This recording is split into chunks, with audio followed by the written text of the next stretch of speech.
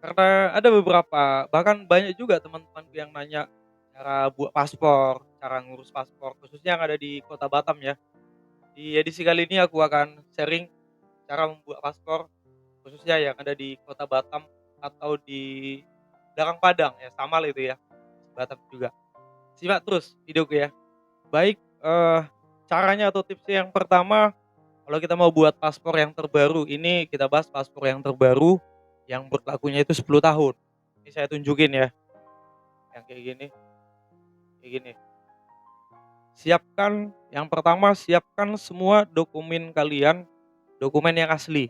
Misalnya KTP asli harus ada, baru kakak atau keluarga harus ada, ijazah terakhir kalian harus ada yang versi aslinya, akte lahir atau bagi kalian yang udah nikah, udah married, surat nikah gitu. Itu yang aslinya harus disiapkan. Itu yang poin pertama. Yang poin kedua adalah kalian nanti download aplikasi M-Paspor namanya, di Play Store kayaknya ada itu, di HP Apple pun kayaknya ada, di iOS ya kalau nggak salah, semua ada lah itu, kalian download. Kemudian setelah udah di-download, kalian input-lah semua dokumen itu apa yang diminta. Misalnya kalau diminta di aplikasi itu KTP, input yang aslinya, fotoin, di-submit gitu kan.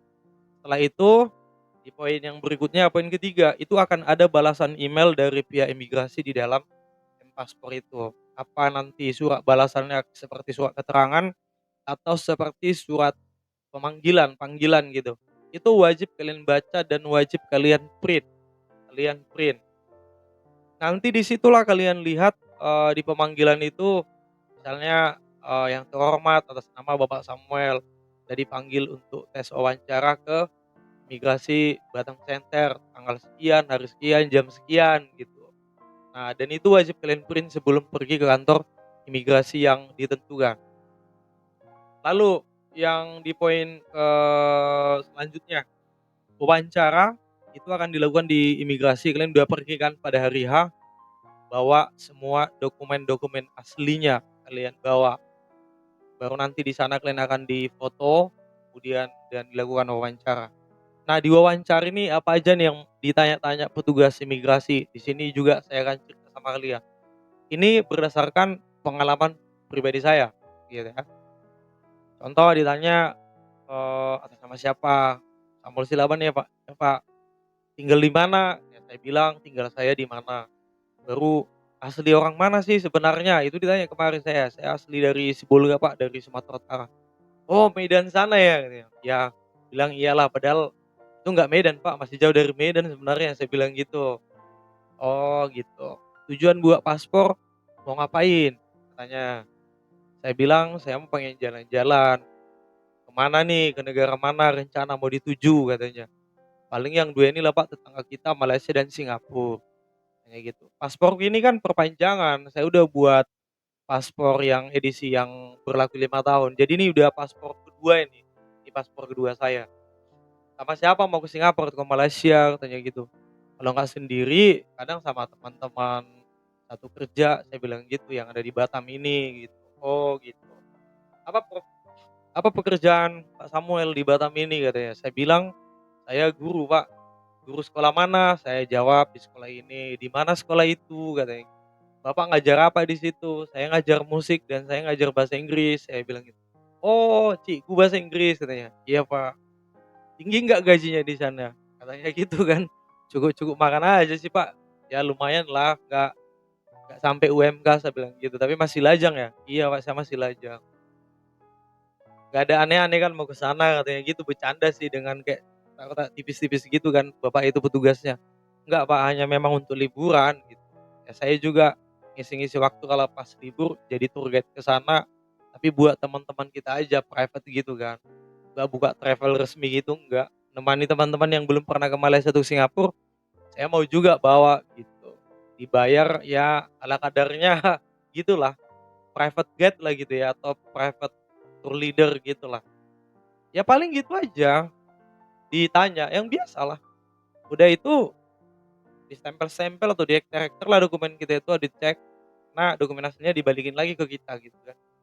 Nanti sebelum saya pergi dari sana, sebelum beranjak dari, ruangan yang diwawancara itu nanti petugas imigrasi ngasih selembar kertas, Di situ nanti ditulis tanggal atau jam atau harinya lengkap di situ.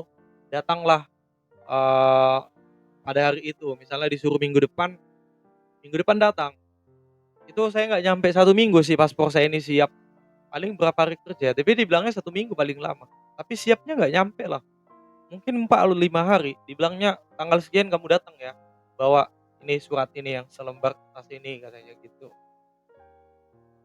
Oh ya mungkin saya silap ya, pembayarannya itu kan 350.000, itu wajib dibayar via transfer ke rekening via imigrasi sebelum kita datang ke sana wawancara, itu dibayar dulu sebelum tes wawancaranya. Itu wajib dibayar lunas ya, nggak bisa cicil-cicil, wajib bayar lunas. Yang paspor saya ini 350.000, ini jumlah halamannya 48 halaman. Ada juga yang e-paspor, aku lihat di spanduk mereka itu 650.000. Kemudian ada juga yang harga 1 juta, yang harga 1 juta ini katanya siap 1 hari gitu. Jadi buat kalian mau pilih mana, ya tergantung kalian, kondisi keuangan kalian lah. Kalau kalian bisa 350, 650, sama yang 1 juta ya bebaslah mau pilih yang mana gitu. Jadi saya datang di poin terakhir ya, jadi saya datanglah pada saat tanggal yang ditentukan oleh petugas imigrasi. Misalnya kalau ditentukan di situ jam 9, saya udah nyampe sebelum jam 9. Saya selalu kayak gitu ya. Kalau urusan-urusan dalam dunia, kepemerintahan itu atau penerbangan juga atau kemana gitu, saya selalu usahakan tidak telat ya. Saya usahakan tidak telat. Di undangan itu dibuat jam 9 di kertasnya itu, tapi 8.30 atau 8.25 gitu aku udah nyampe di kantor imigrasi Batam Center yang di Kota Batam. Jadi kita tinggal nyerahkan itu nanti di loketnya, paspornya udah siap. Jadi sebelum kita pulang, dicek dulu udah betul nggak data-datanya Pak. Nah dicek dulu di bagian identitas kita ya, nama, tanggal lahir, ini segala macam. Kalau udah pas dengan identitas kita yang sebenarnya, baru kita bilang, "Udah Pak, udah Bu, udah pas Bu." Oke, udah langsung pulang, cabut gitu. Nah itulah pengalaman saya di paspor kedua ketika membuat paspor. Paspor pertama itu di belakang Padang, jadi tips tambahan juga nih buat kalian yang belum pernah ngurus paspor ya. Kalian kunjungi dululah kantor imigrasi terdekat dengan tempat tinggal kalian. Kalau kalian tinggal di Batam, Batam Center dan belakang Padang. Saya pertama itu di belakang Padang karena kata teman-teman di situ lebih sepi yang mengajukan pembuatan paspor. Makanya paspor pertama saya 2016 saya buat di belakang Padang.